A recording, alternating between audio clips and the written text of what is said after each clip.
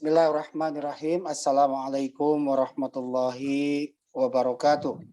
Waalaikumsalam warahmatullahi wabarakatuh. Waalaikumsalam warahmatullahi wabarakatuh. Alhamdulillahillazi binikmatihi tatimus salihah. Ashhadu an la ilaha illallah wa ashhadu anna Muhammadan abduhu wa rasulullah nabiyya ba'da. Ibu bapak yang dimuliakan Allah Subhanahu wa taala, puji syukur hanyalah milik Allah. Mudah-mudahan di pagi yang spesial, yang indah ini, Allah karuniakan rahmat serta keberkahan. Salawat serta salam semoga tercurah, terlimpah kepada junjungan Nabi besar Muhammad Sallallahu Alaihi Wasallam. Alhamdulillah, di kajian subuh rutin ini, nanti akan menyampaikan sudah para asatidz dan ustazah sudah berkumpul ya. Ada Ustadz, kita sapa dulu, ada Ustadz Wijayanto, ada Ustadz Gunggun, ada Ustazah Fatimah Apalpo, ada Pak Rustam juga selaku pimpinan Khalifah Tur. Mudah-mudahan Allah menjaga, mengkaruniakan, memberikan keberkahan, keluasan rezeki, insya Allah. Amin. Dan pagi ini akan dipandu pematerinya adalah Ustadz Gunggun, tapi sebelum beliau menyampaikan, mari kita awali dan mengucapkan basmalah dulu bersama-sama. Bismillahirrahmanirrahim. Kita kasih kesempatan dulu. Enjing, assalamualaikum, Lujeng enjing tempat. Anjing Bu Hajah Karlina. Kita kasih kesempatan dulu Ibu Hajah Fatimah Alpapo untuk menyampaikan tausiah 5-10 menit sebelum Ustadz Gunggun. Bangga Ibu. Bismillahirrahmanirrahim. Assalamualaikum warahmatullahi wabarakatuh. Alhamdulillahirabbil alamin wa bihi nasta'inu ala umuri dunya waddin. Asyhadu an la ilaha illallah wa asyhadu anna Muhammadar Rasulullah. Allahumma shalli ala sayidina Muhammad wa ala ali sayidina Muhammad. Alhamdulillah pagi hari ini kita bisa berkumpul bersama dengan para pengurus Khalifah, owner dari Khalifah, juga para jemaah Khalifah yang selalu eksis di dalam tiap hari mengajak kita untuk bersilaturahmi dan menambah ilmu-ilmu dalam mengkaji agama dan untuk meningkatkan kemampuan kita dalam beragama dan mengaktualisasikan Al-Quran dan As-Sunnah di dalam kehidupan kita. Ibu-ibu sekalian, alhamdulillah di masa pandemi ini kita terus bisa meningkatkan ibadah kita dan kita melatih kesabaran kita dan juga kita melatih keikhlasan kita.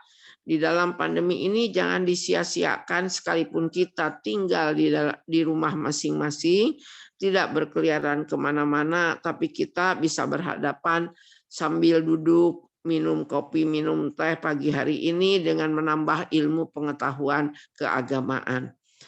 Pak Ustadz Gunggun yang hari ini akan menyampaikan tausiahnya, mudah-mudahan ilmunya menjadi ilman nafi'an yang akan terbawa kelak sampai di akhirat.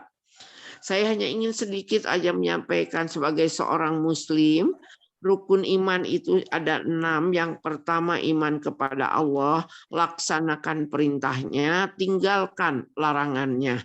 Yang kedua iman kepada malaikat. Malaikat itu makhluk yang diciptakan Allah selalu sami'na wa ata'na, diberikan tugas sesuai dengan tugasnya, tidak pernah demo, tidak pernah membantah dan sebagainya, dan mudah-mudahan kita bukan seperti malaikat, sifat-sifat kita menjadi sifat orang yang sami'na wa ata'na terhadap perintah Allah.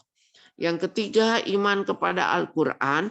Quran wajib dibaca, dipelajari, dipahami, diamalkan, dan disiarkan. Yang keempat adalah iman kepada Rasul. Semua contoh-contoh ibadah ikuti sunnah Rasul. Yang kelima yaitu iman kepada hari akhir, bahwa di end of the world akan hadir di tengah-tengah kita. Kullu nafsin dha'iqatul maut. Semua yang bernyawa pasti akan mengalami kematian. Itu yang wajib kita imani. Dan terakhir, iman kepada takdir dan qadar. Semoga Allah menakdirkan semuanya yang terbaik bagi kita semuanya, bagi para jumer yang hadir di Khalifah ini, dan semua Allah takdirkan semua kebaikan-kebaikan kepada kita. Itulah rukun iman. Dan Yang kedua, pesan yang kedua adalah rukun Islam. Rukun Islam ada 5. Yang pertama 2 kalimat syahadat. Tiap sholat kita kumandangkan di dalam at-tahiyat, mengingatkan bahwa kita hanya kepada Allah lah menyembah dan Nabi Muhammad sebagai utusan Allah. Yang kedua adalah iman kepada sholat. Itu adalah kewajiban kita yang harus dilaksanakan sehari 5 waktu, dan itu adalah perintah langsung dari Allah kepada Rasul tanpa broker. Pada waktu Isra Mi'raj, Rasul dipanggil oleh Allah, laksanakan Muhammad kepada umatmu 1 hari 5 waktu untuk melaksanakan ibadah sholat. Jadi sangat pentinglah sholat, dan kelak pada waktu kita wafat, hisaban pertama adalah bagaimana sholatnya. Insya Allah kalau kita sholatnya baik, hisaban kita akan lebih ringan. Yang ketiga, saum. Beberapa bulan lagi kita akan datang waktunya bulan puasa. Itu adalah suatu ibadah yang sangat istimewa bagi kita untuk bisa bertakbir, bisa beristighfar, bisa bersedekah, dan sebagainya. Kemudian yang keempat adalah zakat. Apabila kita telah mampu dengan kemampuan kita, rizkinya dari Allah, harus diingatkan bahwa ada hak orang lain di dalam diri kita. 2,5%-nya harus dikeluarkan biar rizki kita barokah. Dan yang terakhir adalah haji. Tolong dari sekarang, kata Pak Mu, harus mulai daftar bagi yang belum haji. Mudah-mudahan kita oleh Allah berdoa kepada Allah bahwa pemerintah Saudi, pemerintah kita dengan supel dan indahnya mengatur, jangan hari ini mengatur begini, hari ini aturannya begini, supaya kaum muslimin bisa melaksanakan ibadah haji maupun umroh. Itulah rukun Islam. Dan yang terakhir adalah ihsan. Ihsan itu adalah insan kamil yang berakhlakul karimah. Kita harus jujur, sopan, santun, sayang kepada yang hormat kepada yang tua, sayang kepada yang muda. Jadilah kita anak yang soleh untuk ibu-ibu kita. Jadikanlah kita istri yang soleh buat suaminya. Jadikanlah suami yang soleh untuk istrinya. Dan jadilah kita orang yang baik di mata Allah dan berakhlakul karimah. Itulah insan kamil yang berakhlakul karimah. Pengantar pagi, mudah-mudahan kita semuanya sebagai kaum muslimin menjadi orang yang iman, Islam, dan ihsan. Assalamualaikum warahmatullahi wabarakatuh. Waalaikumsalam warahmatullahi wabarakatuh. Nuhun jempet. Sami-sami. Ibu. Sami-sami.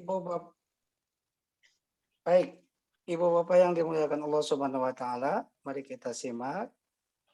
Jazakallah khairan katsira Ibu Empet.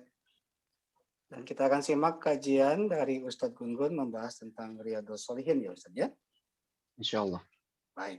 Tafadhol Ustadz. Ya, bismillah.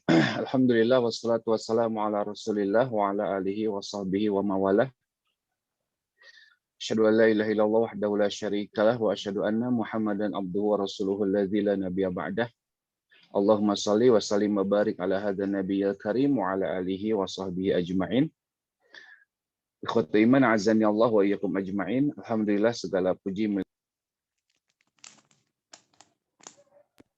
kembali di pagi hari ini. Salawat serta salam mudah-mudahan senantiasa terlimpah curahkan kepada uswatun alam habibina nabiyina Muhammad sallallahu alaihi wasallam. Semoga sampai kepada kerabatnya, para sahabatnya, para pengikutnya yang tunduk taat patuh pada risalah yang dibawanya. Semoga kita semua termasuk di dalamnya. Semoga Allah Ta'ala senantiasa memberikan kekuatan, kemampuan kepada kita semua untuk bisa terus-menerus berusaha memantaskan diri menjadi hamba-hambanya yang solih, solihah, menjadi umat nabinya yang senantiasa bermutaba'ah kepada sunnah-sunnahnya, dan Allah berikan keistiqomahan kepada kita semua untuk bisa istiqomah di jalannya sampai kematian menjemput kita semua, dan kita wafat dalam keadaan husnul khatimah, sehingga Allah pantaskan kita untuk memasuki surga yang dijanjikannya. Amin ya Allah ya rabbal alamin. Ikhwati iman azani Allah wa iyyakum ajmain. Insyaallah pada kesempatan pagi hari ini kita akan belajar lagi dari kitab Riyadhus Shalihin ya. Saya ingin mengambil salah satu tema dari kitab ini, yakni di bab yang ke-7 tentang al-yakin dan tawakal ya, keyakinan serta tawakal ya. Tentu kita sering sekali mendengar kalimat-kalimat atau ungkapan-ungkapan tentang yakin dan tawakal tersebut ya. Kenapa? Karena yakin dan tawakal adalah dua hal yang satu paket gitu, dua hal tapi satu paket ya. Seperti dua sisi dari mata uang ya yang tidak bisa dipisahkan ya. Ketawakalan adalah buah dari sebuah keyakinan kita ya. Jadi kalau kita yakin terhadap seseorang, kemudian kita mempercayakan orang tersebut untuk mengurusi segala urusan-urusan kita, maka berarti kita tawakal kepada orang tersebut ya. Jadi tawakal itu adalah buah dari sebuah keyakinan ya. Nah, di dalam syariat kita tawakal didefinisikan oleh Ibnu Rajab Al-Hambali, kata beliau, at-tawakkal huwa sidqun i'timadil qalbi 'ala Allah azza wa jal fi istijlabil masalih wa daf'il madari min umuri dunya wal akhirati kullaha. Ya. Jadi kata Ibnu Rajab, yang namanya tawakal itu benarnya penyandaran hati kepada Allah, ya, kepada Allah azza wa jal, di dalam mendapatkan kemaslahatan-kemaslahatan dan menolak segala macam kemadaratan, ya, berbagai macam mara bahaya, serta perkara-perkara dari perkara-perkara dunia dan akhirat. Ya. Jadi yang namanya tawakal itu kata Ibnu Rajab, sekali lagi, benarnya penyandaran hati kita kepada Allah azza wa jal dalam mendapatkan kemaslahatan-kemaslahatan dan menolak kemadaratan-kemadaratan ya dari perkara-perkara dunia dan akhirat ya. Nah, definisi ini mungkin sedikit agak kurang lengkap ya. Kenapa? Karena banyak orang yang memahami bahwa tawakal itu tanpa dibarengi dengan ikhtiar ya. Padahal yang namanya tawakal justru setelah dia melakukan ikhtiar. Sebagaimana kata Ibnu Hajar, kata beliau, yang namanya tawakal yang sesungguhnya adalah berpalingnya seseorang dari sebab setelah orang tersebut melakukan sebab secara sempurna. Gitu ya. Jadi yang namanya tawakal kata Ibnu Rajab adalah berpalingnya seseorang dari sebab setelah dia melakukan sebab tersebut secara sempurna. Artinya kalau kita kombinasikan definisi Ibnu Rajab ya dan Ibnu Hajar, artinya apa? Penyandaran kepada Allah ya setelah melakukan ikhtiar terbaik ya, setelah melakukan ikhtiar terbaik untuk mendapatkan kemaslahatan-kemaslahatan dan menolak kemadaratan-kemadaratan ya. Kemudian kita berpaling dari sebab-sebab tersebut, kita sandarkan semuanya kepada Allah azza wa jalla. Itu yang namanya apa? Tawakal. Kita lihat ya contoh-contoh yang sudah yang sudah sampai kepada kita, bagaimana Rasulullah Shallallahu Alaihi Wasallam ya ketika misalkan beliau hendak berhijrah ya, ketika beliau hendak berhijrah atau ketika beliau hendak safar, maka beliau membawa bekal ya, beliau membawa bekal terbaik. Ketika beliau mau hijrah, beliau mengangkat seseorang sebagai penunjuk jalan, guide ya. Nah, makanya sama juga ketika kita mau melaksanakan ibadah haji kan, kenapa kita daftar ke travel? Karena di travel itu ada pembimbing yang akan mengarahkan kita untuk melaksanakan ibadah haji terbaik ya, membawa guide gitu ya. Nah, ini bagian dari tawakal kita kepada Allah azza wa jalla ya.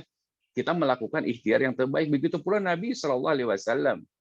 Padahal kita bisa saja mengatakan tentu Nabi tinggal nge-track malaikatnya, Jibril antarkan saya, bisa aja begitu kan. Tapi Nabi tidak melakukan itu ya. Kenapa? Karena Allah akan memberikan apa? Memberikan bantuannya dalam tanda petik gitu ya, sesuai dengan kapasitasnya gitu. Setelah apa? Setelah orang tersebut melakukan ikhtiar terbaiknya ya. Ketika perang Uhud misalkan ya, perang Uhud Nabi SAW beliau mempersiapkan bekal, memakai baju terbaik, kemudian memakai penutup kepala. Penutup kepala itu namanya migfar. Migfar itu artinya sesuatu yang bisa melindungi, tidak hanya sekedar menutupi ya.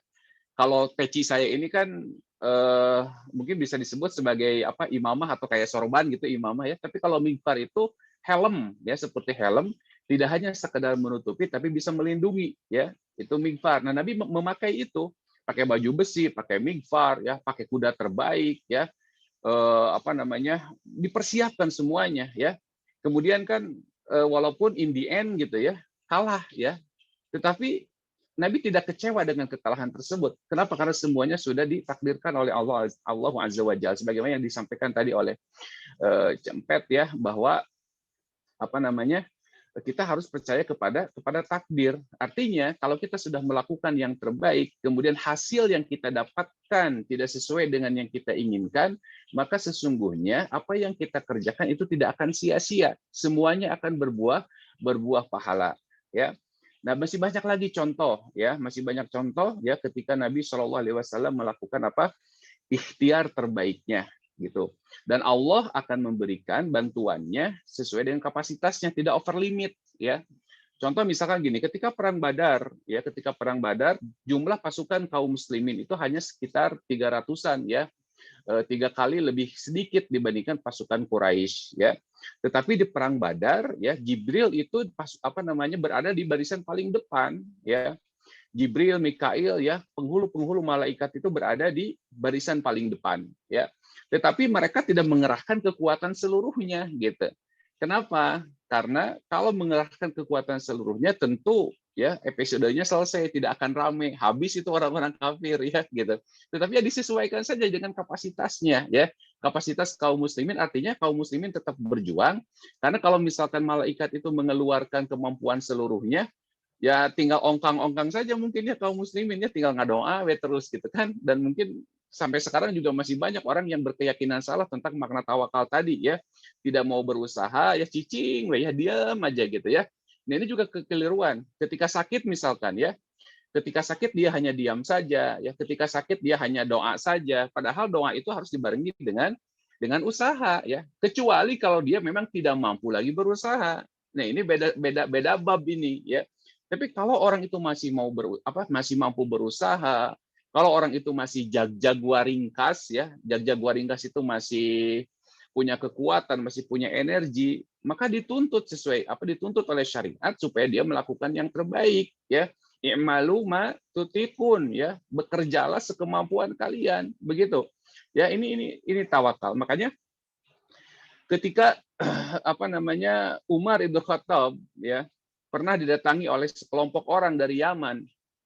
Mereka datang untuk berhaji, tetapi tidak membawa bekal, ya. Kemudian mereka dihadapkan kepada Umar, kata Umar, kenapa engkau bisa seperti ini, gitu kan? Kenapa engkau terlantar, gitu kan? Kenapa engkau kehabisan bekal? Kemudian kata orang-orang Yaman ini, kami adalah orang-orang yang bertawakal kepada Allah, ya. Jadi dari rumahnya dia tidak membawa bekal untuk pergi haji, ya. Jadi hanya modal nekat, gitu, ya, modal nekat. Ketika ditanya oleh Umar, kata mereka, kami adalah orang-orang yang bertawakal, ya. Ini minal mutawakkilin, kami ini termasuk orang-orang yang bertawakal kepada Allah. Kata Umar, kalian bukan orang-orang yang bertawakal, bahkan kalian adalah orang-orang yang pura-pura bertawakal. Ini kata Umar Ibn Khattab, ya. Jadi kalau orang, ya, mengaku dia bertawakal kepada Allah, ya, semuanya surrender, ya, berpasrah kepada Allah, tapi tanpa melakukan usaha, ya, itu berarti dia tidak bertawakal, ya, gitu. Jadi dia tidak bertawakal kepada Allah, dia bohong tawakalnya. Jadi tawakal itu harus dibarengi dengan ikhtiar yang maksimal, ya. Nah, cuman masalahnya adalah jangan sampai kita terlalu mengandalkan sebab, ya. Kata Abu Bakar Al-Jazairi, beliau mengatakan, barang siapa yang bersandar kepada sebab, ya, barang siapa yang bersandar kepada sebab, maka dia sudah melakukan kesyirikan atau kekufuran, ya. Kalau dia bersandar kepada sebab, dia Dia bersandar kepada kekufuran dan kesyirikan, ya. Kalau dia sudah misalkan, kalau dia sudah berobat kalau sakit, tapi kenapa saya tidak sembuh-sembuh, ya, gitu kan? Berarti dia sudah terlalu mengandalkan sebabnya, ya, mengandalkan sebabnya. Nah, ini bisa terjerumus kepada kekufuran dan kesyirikan, kata Syekh Abu Bakar Al-Jazairi. Juga sebaliknya, kalau orang itu tidak melakukan sebab, ya, untuk tercapainya sebuah kemaslahatan, untuk terhindarnya dari sebuah kemadharatan, ya, maka dia sudah melakukan kefasikan, ya, kemaksiatan kepada Allah. Kalau dia tidak melakukan apa? Sebab-sebab tadi. Artinya sekali lagi bahwa yang namanya tawakal tidak hanya sekedar kita berpasrah diri kepada Allah tanpa melakukan apa-apa, ya.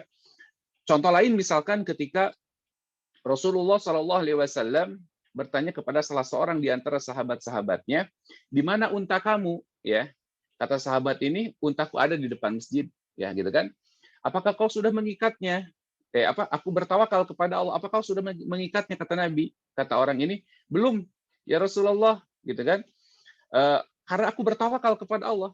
Kata Nabi SAW, ikat dulu untamu, baru engkau bertawakal. Nah, ini juga bagian dari sesuatu yang sangat clear, ya, sangat jelas tentang makna tawakal. Begitu pula ketika Nabi SAW memerintahkan memisahkan antara hewan-hewan ternak yang sakit dengan hewan-hewan ternak yang sehat, ya.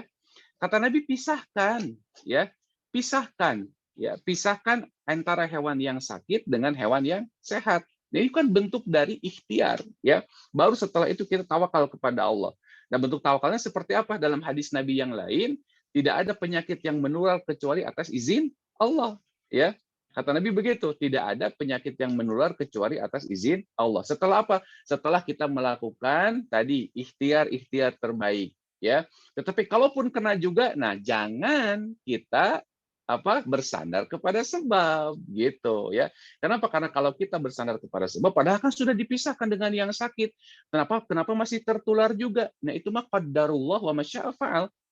Nah, orang yang beriman itu, ya, ketika ya dia mendapatkan sesuatu yang tidak diinginkannya, ya, ketika dia mendapatkan sesuatu yang tidak sesuai dengan usahanya, maka ucapan seorang muslim itu sebagai bentuk tawakalnya dia kepada Allah, maka dia mengucapkan qaddarallah wa masya'a fa'al, ya, qaddarallah wa masya'a fa'al. Dia tidak akan mengatakan lau, dia tidak akan mengatakan seandainya kalau begini, seandainya kalau saya tidak telat, ya, tentu masih bisa diselamatkan jiwanya.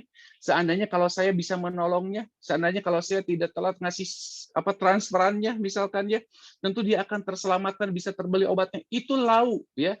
Perkataan lau, perkataan seandainya itu akan membuka pintu syaitan, ya. Kita akan dihancurkan tuh, keyakinan kita kepada qada dan qadar akan dihancurkan tuh, ya. Padahal qada dan qadar itu adalah rukun iman. Tetapi setan akan menghancurkan kita, ya. Kenapa? Karena kita dikoyak-koyak tuh keimanan kita kepada takdir Allah. Ya, kita tidak percaya kepada takdir Allah sehingga kita gamang, ragu, ya. Padahal qaddarallah wa masya'a fa'al. Atau ungkapan yang lain. Ya, seorang muslim ketika dia mendapatkan sesuatu yang tidak diharapkannya, maka dia mengatakan alhamdulillah ala kulli hal, ya. Kalau kita tidak sesuai dengan keinginan, misalkan, ya, alhamdulillah ala kulli hal, ya. Kita berharap kita mendapatkan nilai 100 misalkan, ya. Tentu kita sudah belajar, kita sudah berusaha, ya, kita sudah begadang dan seterusnya, tapi ternyata nilai kita kurang dari itu, ya. Kita mungkin ternyata soal-soal yang kita pelajari tidak sesuai, ya. Kemudian kita mendapatkan nilai di bawah passing grade-nya misalkan, ya. Nggak apa-apa, alhamdulillah ala kulli hal. Setelah kita belajar tentu saja, ya. Tidak belajar dulu mah nggak pantas kita melakukan itu, ya. Tidak pantas kita mengatakan itu, ya. Berapa nilai kamu? 20. Alhamdulillah ala kulli hal. Belajar? Tidak. Nah, ini nggak benar, ya. Ini nggak benar kalau begitu, ya. Gitu. Jadi alhamdulillah ala kulli hal diucapkan ketika kita sudah melakukan ikhtiar-ikhtiar terbaik, ya. Baru kita tetap memuji Allah Azza wa Jalla. Kenapa? Karena setiap ketetapan yang Allah tetapkan bagi seorang muslim, ya, itu pasti yang terbaik. Nah, kalau kita mendapatkan sesuatu yang kita harapkan, yang kita inginkan, maka ucapannya apa? Alhamdulillah bini'matihi tatimmus shalihat, ya.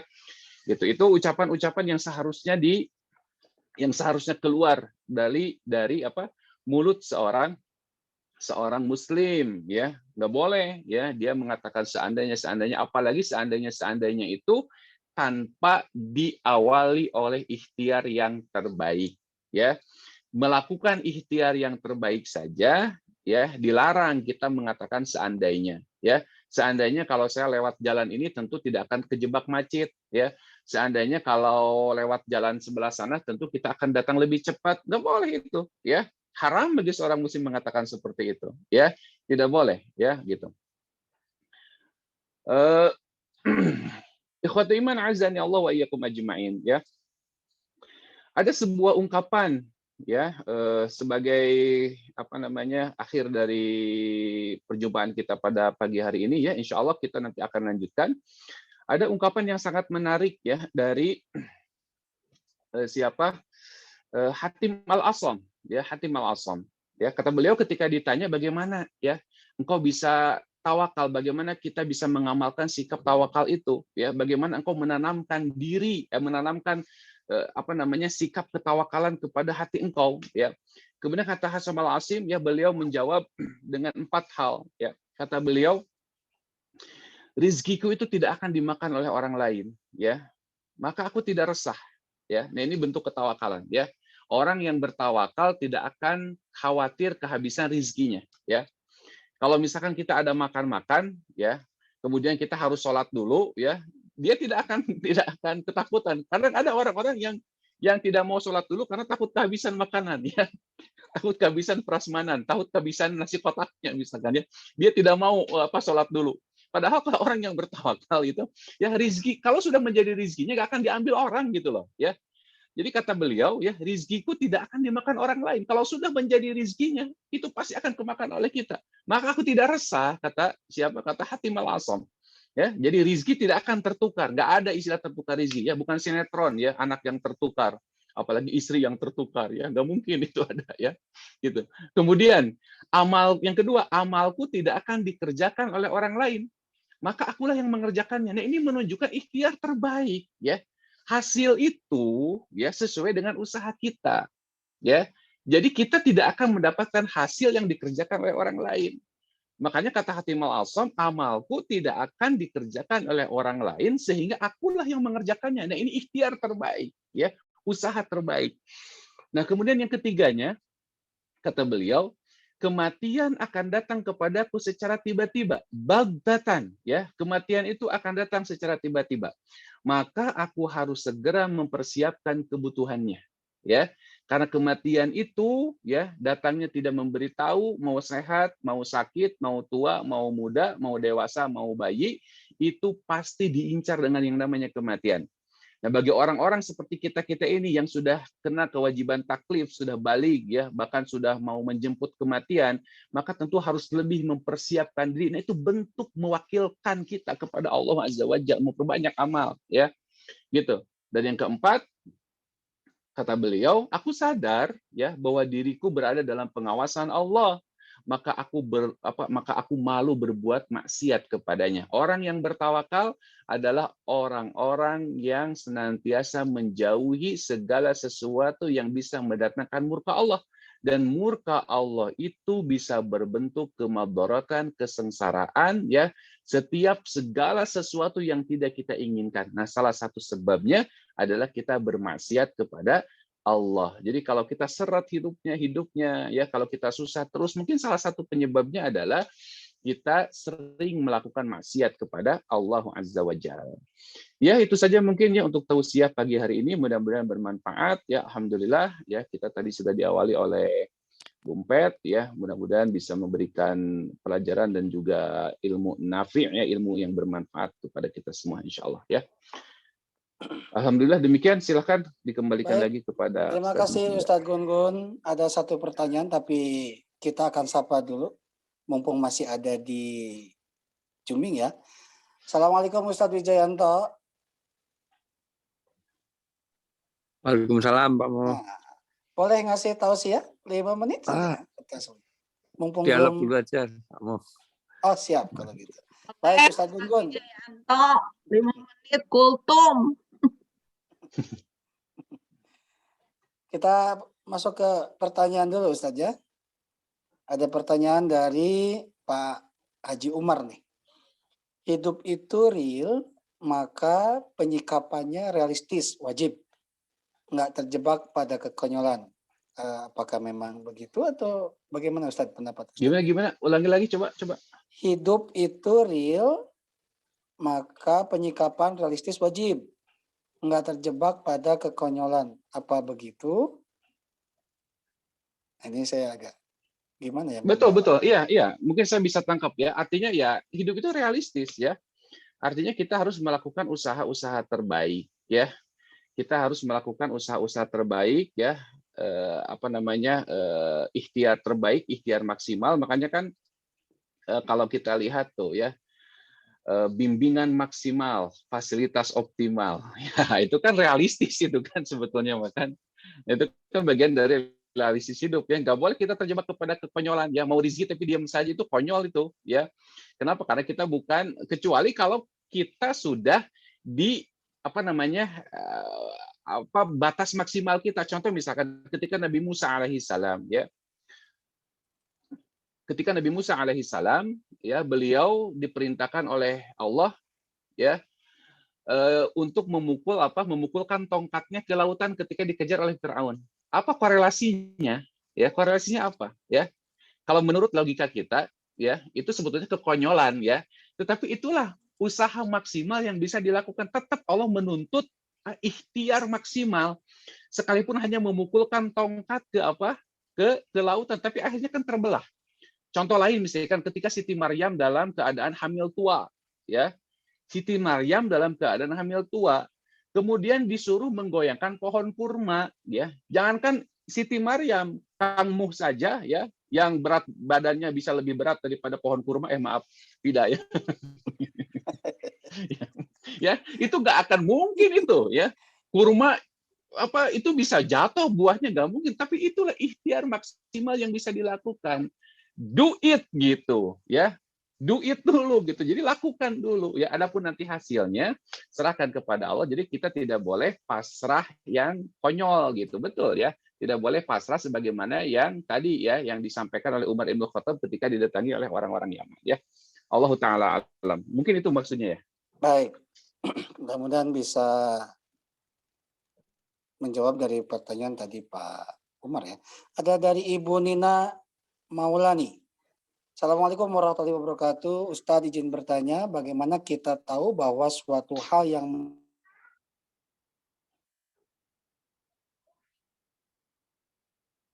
menimpa kita itu ada Allah sebelum kita ada?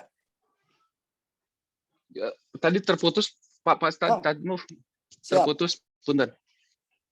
Bagaimana kita, ini pertanyaan dari Ibu Nina Maulani nih. Iya.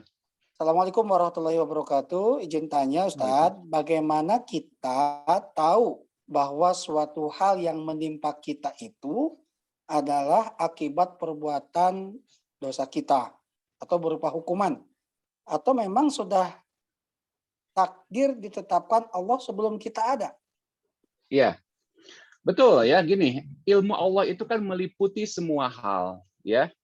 Bahkan apa yang menimpa kita ya, itu sudah ditakdirkan oleh Allah Azza wa Jalla 50.000 tahun sebelum langit dan bumi diciptakan ya. Makanya tidak layak bagi seorang muslim itu kecewa. Adapun penyebabnya itu bisa berbagai macam ya. Nah, seorang muslim itu harus punya perasaan muaqabah. Muaqabah itu memberikan sanksi diri gitu ya. Sanksi diri. Bahkan keyakinan juga ketika Allah mengiqab ya, ta'jilul uqubah itu menyegerakan sanksi ya, maka seorang muslim tetap berhusnudzon kepada Allah. Dan itu sebagai nikmat sebetulnya bagi seorang muslim itu. Jadi ketika ada sanksi yang diberikan di dunia secara cepat oleh Allah ya, kita dapat musibah dan seterusnya, kita tetap harus berprasangka baik kepada Allah. Itu ada ta'jilul uqubah. Kenapa? Karena ya salah satu ciri hamba yang dicintai oleh Allah itu adalah ta'jilul uqubah. Idza ahabballahu biqaumin, apabila Allah itu mencintai suatu kaum ya, ta'jilul uqubah, maka Allah segerakan sanksinya gitu ya. Nah, boleh jadi betul ya, ketika dia melakukan maksiat kemudian Allah segerakan karena saking sayangnya Allah kepada orang tersebut ya.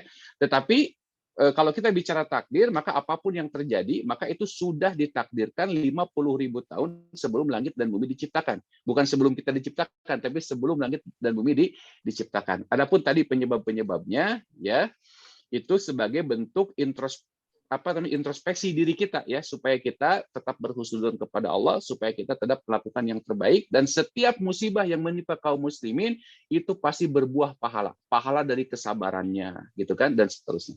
Allah taala alam. Baik, terima kasih Ustadz. Ini waktu kita masih panjang, ada beberapa pertanyaan dari Ibu Yuniarti. Saya ambil pertanyaan yang paling belakang saja ya, Bu. Assalamualaikum warahmatullahi wabarakatuh. Ustadz izin tanya, bagaimana solusi untuk mempersiapkan kematian sebagai orang yang bertawakal sering melakukan maksiat kepada Allah? Ya. Jadi gini ya, ada salah seorang, saya lupa ceritanya ya, tapi ini pernah dikisahkan. Apakah ini hadis, saya juga kurang jelas ya. Jadi ada seseorang ya, yang dia itu punya perasaan i'tiraf ya. I'tiraf itu artinya apa? Dia merasa tidak pantas untuk memasuki surga, tapi dia juga takut akan nerakanya, ya, gitu. Nah, dari sinilah ya diambil beberapa kesimpulan bahwa orang Islam itu harus menghimpun perasaan roja itu harap ya, harap mendapatkan rahmat Allah ya. Kemudian khauf itu takut akan azab Allah. Kemudian dia merasa bahwa dirinya itu banyak dosa, bergelimang dosa. Ya, ini adalah perasaan-perasaan terbaik ya. Ini adalah apa namanya? Perasaan yang luar biasa yang justru harus tumbuh terus ya. Itu harus tumbuh terus ya. Gitu. Jadi kalau kita merasa banyak dosa, dan tentu perasaan banyak dosa ini harus dibarengi dengan taubat ya, wa anibu ilallah. Kita harus taubat kepada Allah azza wajalla, mendekatkan diri kepada Allah dengan memperbaiki apa namanya? Ibadah-ibadah kita ya, memperbanyak ibadah-ibadah kita ya. Jadi kalau ada perasaan-perasaan seperti itu bagus sebetulnya, karena bagian dari khauf ya. Jadi ibadah kita itu harus dilandasi oleh roja itu harap akan rahmat Allah ya. Kemudian khauf itu takut akan iqabnya Allah, sehingga kita berhati-hati dalam melakukan, bukan berhati-hati dalam melakukan dosa ya, khawatir terjerumus kepada dosa ya. Kemudian juga disertai dengan mahabbah ya, rasa cinta kita kepada Allah azza wajalla ya. Jadi kalau kita apa namanya ada kekhawatiran seperti itu ya, justru itu adalah salah satu di antara ciri orang mutakin. Kalau kata Ali bin Abi Thalib ya, kata Ali bin Abi Thalib, orang mutakin itu adalah al-isti'dad liyaumir rahil. Orang yang bersiap-siap diri untuk menghadapi hari yang sangat-sangat sulit ya. Artinya kalau kita takut nih ada ujian yang berat, ya tentu kan kita tidak boleh salah kan gitu. Kita harus melakukan yang terbaik gitu ya. Begitu insyaallah ya. Allah taala alam. Baik, terima kasih Ustadz. Terakhir pertanyaan ini dari Bu Haja Yuli. Nih. Assalamualaikum warahmatullahi wabarakatuh. Ustadz izin bertanya, batas maksimal dari ikhtiar itu seperti apa? Ukuran maksimalnya menurut siapa? Menurut siapa Ustadz? Menurut manusia atau menurut Allah? Ya, menurut kita ya, menurut kita. Jadi maksimal itu menurut kita seperti gini, misalkan contoh ya. Ketika kita ingin mendapatkan rahmat Allah azza wajal ya, contoh misalkan ketika Nabi mengajarkan kita untuk tetap mengerjakan sholat sunnah ya, gitu. Kata Nabi SAW, sholatlah sambil berdiri. Ini untuk sholat sunat ya. Kemudian karena kita tuh harus tetap mengerjakan, maka kalau tidak sanggup untuk berdiri, kata Nabi, sholatlah sambil duduk gitu. Kemudian sholat sambil berbaring, boleh tuh ya untuk mengerjakan sholat sunnah walaupun kondisi kita sehat sebetulnya mah ya. Tapi itu nanti kita ngukur tuh, benar nggak sih kita gitu kan harus duduk untuk sholat sunat, walaupun boleh sebetulnya mah. Tetapi kan kita harus meraih pahala yang maksimal. Kenapa? Karena kalau duduk kan pahalanya cuma 50%, kalau berbaring kan pahalanya cuma 25% kan gitu. Artinya batas maksimal ini tentu ditentukan oleh kita ya, Kan Allah juga tidak tahu, maaf, kita juga tidak tahu ya keinginan Allah seperti apa gitu. Kita tidak tahu. Yang tahu Allah memberikan potensinya kepada kita. Nah, kita harus memaksimalkan potensi itu ya. Jadi sebetulnya kita sanggup, cuman ya itu tadi ada yang namanya malas ya, itu yang bisa menjadi penghalang ikhtiar terbaik kita ya. Makanya Nabi mengajarkan Allahumma inni a'udzubika minal ajzi wal kasal. Ya Allah, aku berlindung kepadamu dari lemah dan malas, karena itu yang bisa menghalangi ikhtiar terbaik kita ya. Begitu. Allahu taala alam.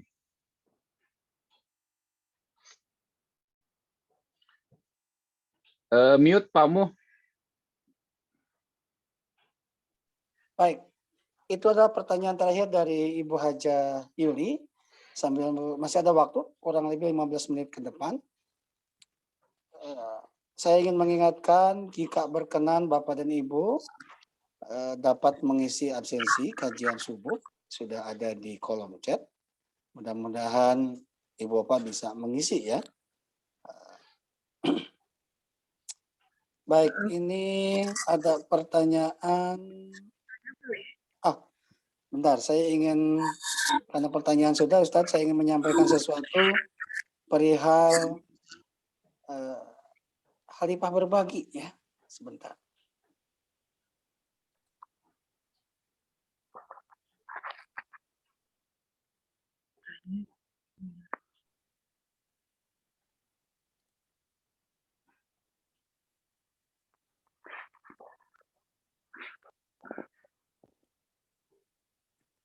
Ibu Bapak mohon ditunggu sebentar ya. Saya ingin share dulu masalah Khalifah tentang Khalifah berbagi. Mudah-mudahan berkenan.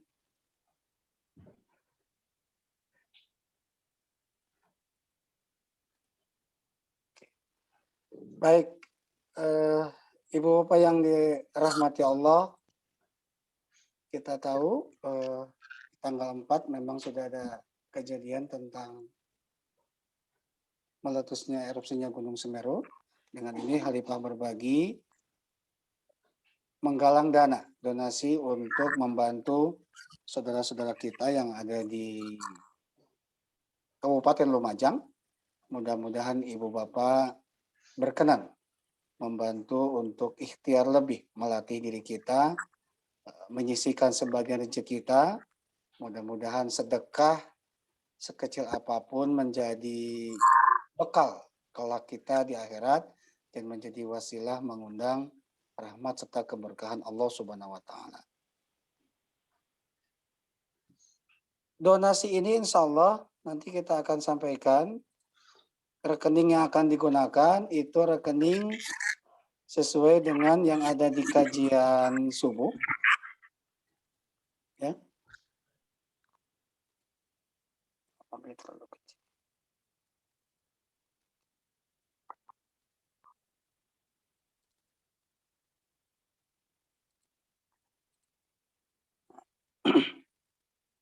Rekening yang akan digunakan itu bisa langsung ke Mandiri.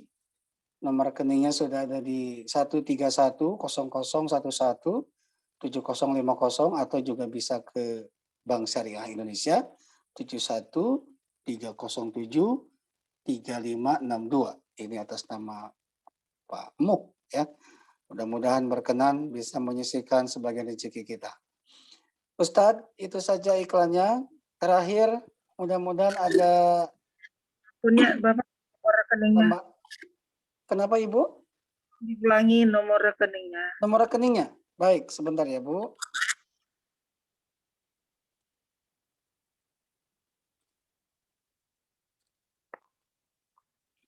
Ini kok nggak bisa masuk ya? Bang apa gitu? Ditulis di Baik, chat aja dong, dicatat di boleh, chat. boleh Bu. Nanti saya tulis di chat ya. Tidak bisa. Sebentar, kamu. Iya. Ibu mau tanya, itu empet yang di Bandung ya? Iya betul. Itu empet itu dulu jemaah Patunaku. Oh iya Bu, memang ngebimbing di sana. Ya, dulu saya dokter haji di Patuna. Alhamdulillah. Nah, makanya tadi saya tanya sama Pak Kiki kok nggak tahu, dia nggak kenal. Saya bilang saya punya Khalifah. Tapi saya sempat mendengar pertanyaan-pertanyaan, ada kalimat empet-empet. Saya ingat beliau itu sama suaminya waktu itu berangkat. Iya, sama Mama Apalpo ya dulu. Ayah, benar berarti. Pak Alvalpo Iya, yang betul. Dulu memang beliau ngebimbing juga di Patuna. Banyak travel juga beliau yang bimbing Bu Haji. Iya, jadi saya waktu itu kebetulan memang bikin permohonan berangkatnya waktu saya masih di Natuna, itu masih tugas di Natuna. Saya berangkat pertama kali untuk haji saya sendiri, saya bayar. Nah, yang kedua saya diajak sama Pak Amir. Alhamdulillah. Saya lupa impetnya apa 89, apa 90 gitu. Tapi saya ingat namanya itu. Jadi ini yang di harga mana? Apa yang di Bandung ya? Saya pikir gitu. Yang di harga mana Bandung Bu Haji? Bu Dokter. mana kan kita tanya sama Kang Kiki, nggak tahu saya dok gitu Kang Kiki bilang. Nggak apa-apa saya bilang gitu, saya pengen nanya, sampai salam saja. Ibu Dokter Siap, baik Bu Haja. Insya Allah. Baik Ya, Bu, saya 14 tahun pembimbing ibadah Patuna. Oh. Alhamdulillah bisa bersilaturahmi hari ini. Dan sekarang saya udah tua, pindah di Kalipah. Oh, makanya saya tanya sama Kang Kiki, ingat suaminya yang berenang. Ya, tapi suami saya sudah wafat Bu, tapi Bu Amir sering 2 bulan sekali nengokin saya ke sini silaturahmi. Alhamdulillah. Mana gitu saya ingat. Ibu mungkin lupa enggak sama saya? Ingat Ibu Dokter. Iya. Semarang. Saya ingat tahun berapa? 90 apa 89 ya? Saya ingat turut-turut. Iya, 80-an Bu. 89. Iya. Sama Pak Wali Kota Semarang itu, Iman Ya, Suparto. betul.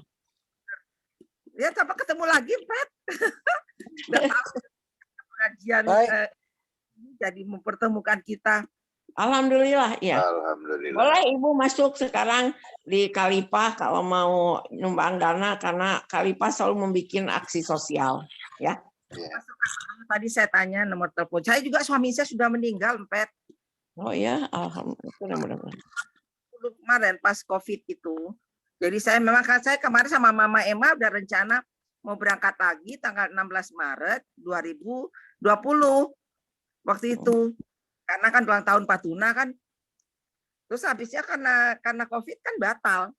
Ya nggak tahu tahun 2022 apa jadi apa enggak, lihat kesehatan saya siap apa enggak gitu. Yang Pat, salam, ketemu lagi, selamat. Ya, terima kasih. Baik, terima kasih Bu Haja Saripah, Bu Haja Ampet nih reunian nih ya. Pak Rustam ada yang mau disampaikan? Cukup. Cuman mau Baik. uluk salam saja. Banyak Siap. teman-teman saya dan sahabat, kerabat, Celin, Damang. Sama-sama, salam. Ya. Jadi ada Bu Nina, teman kuliah. Saya dengan Bu Nina diajar sama suaminya Celin. Nggak pernah lupa. Dapat pelajaran kimia. Ya. Masya Allah. 40 tahun yang lalu. 4 tahun itu ya? Tahun 76, Celin. Dapat kimia dasar. 9 sampai 2020. Saat 2021. Pensiun usia 75 kan kalau guru besar? Guru besar Iya. dia. Tapi kalau kita dokter 60, Pak. Oh, 60. Ibu, Masya Allah, Ibu dokter juga Fakultas Hukum. Ya, saya Ini- hukumnya menjelang pensiun saya ambil. Masya Allah, luar biasa. Ya, Kang Rustam terus belajar. berkiprah di IP, Akademi Ilmu Pengetahuan Indonesia, yang Iya. Pak Habibie itu. Iya, Jadi beliau lamanya di sana berkiprahnya. iya. Malahan Saya banyak kan menulis buku. dengarnya kan waktu 7 harinya Pak Santo waktu itu dan disampaikan soal itu ya, Iya, apa, IP. IP itu. Mhm. Iya. Iya. Jadi banyak sekali itunya buku yang dibuatnya ada 4 kalau nggak salah, buku-buku yang biasalah tentang deskripsi dan sebagainya lah. Nggak ngerti Itu deskripsi. Bapak- salah Mohon satu maaf. dari yang bermanfaat. Pak Rustam. Iya, monggo. Silakan Pak Ya, Mo. sebentar saya infokan dulu donasi yang tadi rekening. Setelah itu saya tutup, nanti boleh silaturahmi ya Pak ya. Supaya kita closing dulu. Ini. Boleh ya Pak? Baik, Ibu Bapak yang dimuliakan Allah, nomor rekening sudah ada di chat, bisa ke Mandiri. Itu ada di akunnya 1310011705045 atas nama Pak Mu. Juga di Bank Syariah Indonesia itu akunnya di 7130735562 atas nama Mo QQ Ghazali. Baik, kita akan tutup dulu silaturahmi di kajian pagi. Setelah itu boleh Ibu Bapak silaturahmi ya. Baik, kita ucapkan hamdalah bersama-sama. Alhamdulillahirrahmanirrahim. Majelis. Subhanaka Allahumma wa bihamdika asyhadu an la ilaha anta astaghfiruka wa atubu ilaik. Saya yang bertugas Muhammad Mo, Pak Rustam terima kasih, Bu Hajah Fatimah Apalpo terima kasih, Ustadz Gun-Gun terima kasih, Kang Dea, Mbak Ninik, serta ibu bapak yang saya tidak bisa sebutkan satu persatu. Terima kasih. Assalamualaikum warahmatullahi wabarakatuh. Waalaikumsalam. Mangga kalau mau warahmatullahi silaturahmi silahkan, Zoom-nya masih tetap saya aktifkan ya. Mau jangan lupa hari Rabu nanti pengajian ngumum ke daftar haji. Mangga Bu, insya Allah ya Bu ya. Iya. Siap Bu Mangga. Alhamdulillah cempet tebak denya cempet. Lagi sama teman. Udah lama berapa puluh tahun. Cempet lin ngaji sareng Kang Gun-Gun. Ngawas sareng Kang Gun-Gun. Ini muridnya Prof. Kang Santo Gun-Gun. ada 4 orang di sini, Silin ikut Oh, Zoom ya? sekarang. Iya, yang seangkatan saya ada 4. Ada Zaki, saya, Nina, 4 ikut. Kalau di Khalifah banyak, biasanya yang ikut haji umroh, murid-murid Pak Santo. Iya. Alhamdulillah ngiring tingah oge. Kang Mas Santo. Bisa. Masa itu teh bade umroh cenah sareng Kang Rustam, tapi teu kesampean. Tapi tos niat kan terus dicatat, Celin. Insyaallah sudah jadi pahala. Hajina apa di apa safarinya sareng Oh, umroh sama sareng Abdi, sama saya. Tahun 2006 saya nggak pernah lupa. Lagi banyak kelaparan itu yang regulernya. Mun orang-orang ITB pada nyerang itu kan ke kita. Iya, mampir gitu semua. Saya ingat betul. Insyaallah. Hari keempat mah nyandak sehari tetenya sama Pak Baluki kalau nggak salah ya, Cempet ya. Pak Baluki Tahun sana. 2006. Ikut Patuna kalau nggak salah. Waktu 2006 masih gabung Patuna kalau nggak salah. Sekarang Cempet jadi bosnya Khalifah, bos saya. Oh, alhamdulillah. Kapungkur asak jantan jemaah nah di agar mana. Alhamdulillah. Iya. Main ke Cempek. Iya. Sareng Kang Apo almarhum. Ya. Ternyata dunia kecil ya, nyambung-nyambung ya. Ibu Syarifah juga. World. So Kang Gun-Gun mas small world. Small world terus. Iya. 89-an tahun sekarang 2021 loh Pak. Udah lama saya sudah tugas lama di Iya. waktu itu masih baru pindah dari Natuna ke Jawa. Dan dulu tugas di Pulau Natuna tahun. Iya. Pulau Riau. Itu spesialis hukum kedokteran atau umum saja? Dokter, saya magister kesehatan di UGM. Kemudian jelang pensiun saya ambil lagi hukum S2, S1 atau KAT. Gitu. Karena kebetulan anak saya kan yang merintis Perda Huki, Pak, Dr. Hansen. Hansen. Iya, jadi iya. Ilmunya pisah gitu, tapi ya gabung kan hukum kedokteran kesehatan itu dalam magister kesehatan kita juga udah belajar kan teorinya. Iya, iya. Tapi diperkenalkan juga ya di magister kesehatannya. Sekarang diangkat sama Pak Joko yang ketua IDI provinsi kan.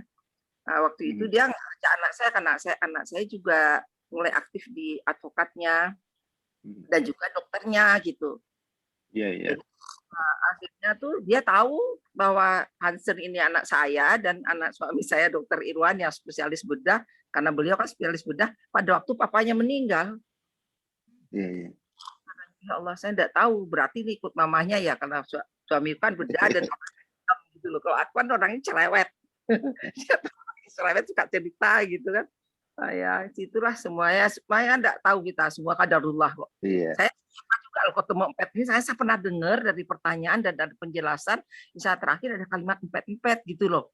Terus saya tanya sama apa itu dokter empet itu dokter apa enggak? Kalau enggak, apakah dia pernah waktu haji sekian atau sekian dengan Patuna? Karena saya bimbing Patuna juga kesehatannya waktu itu. Iya. Kayak tahun 2020 itu saya ada niat mau umroh lagi tuh sama Pak Tuna. Iya. Maret rencananya kan 16 Maret, ternyata kan Februari akhir kan sudah tutup. Umroh nggak Iya, bisa Bu. masuk. Jadi nggak tahu nih tahun Insya Allah Januari ini mungkin sekarang sistem udah dibuka, Bu. Sistem Insya Allah nanti yang saya nggak berani kalau yang bulan-bulan dingin-dingin itu Pak, biasanya karena ada rematik. Saya berangkatnya musim-musim panas. Saya April, Maret itu kan enak. Mei, saya berangkat haji pertama tuh Mei itu. Saya ingat waktu itu Mei, dan tahun 90-nya saya berangkat lagi membadal hajikan ibu saya itu tahun 90, udaranya udah lebih panas lagi, tapi saya nggak kuat karena saya sejak kecil tinggalnya di daerah panas. ya, Ya besar panas, dan Tuna juga pantai. Di Jakarta juga sempat, di Jakarta juga sebentar. Jakarta tuh 2000 saya ke sini 2000 apa ya? Tahun 1990 pindah ke Semarangnya. 89 90 itu Bapak di Jakarta. Jadi dia ambil pendidikannya di Jakarta, lulus tesnya, akhirnya pindah ke Semarang. Karena ya sulit sih, dia masih sekolah, saya belum praktek kan waktu itu, masih di Natuna sama anak bayi, masih balita semua anak-anak saya waktu itu. Ya alhamdulillah saja sekarang tinggal saya sama putra saya dan putri saya 2. Yang putra saya yang tengah udah meninggal. Dani udah meninggal usia 17 tahun, kelas 3 SMA. Nah, itu udah saya umrohkan juga 2010. Pulangnya itu baru saya membadalkan umrohnya. Pulang membadalkan umrohnya saya ikut hukum itu, sekolah hukum itu. S2-nya dulu saya ambil, karena saya tadinya pengen ambil S3, tapi S3 karena belum buka di Unisula, ya akhirnya saya ambil S2 aja untuk ambil ilmunya. Kemudian dalam pertengahan S2 ada buka lagi yang ke-1-nya sore, ya saya ambil lagi yang ke-1-nya. Sampai menjelang saya ikut kursus advokat, dan alhamdulillah saya lulus pertama kali dia langsung ke Peradi itu, masih Pak Oto itu waktu tanda tangan sertifikatnya. Ya sekarang anak-anak suruh saya istirahat aja, Mama kalau praktek di rumah aja, malah dibilang itu. Padahal zaman COVID kan tidak bisa aktif banget karena kerja tua ini, kalau nolong-nolong aja kalau ada orang sakit tolong gitu aja.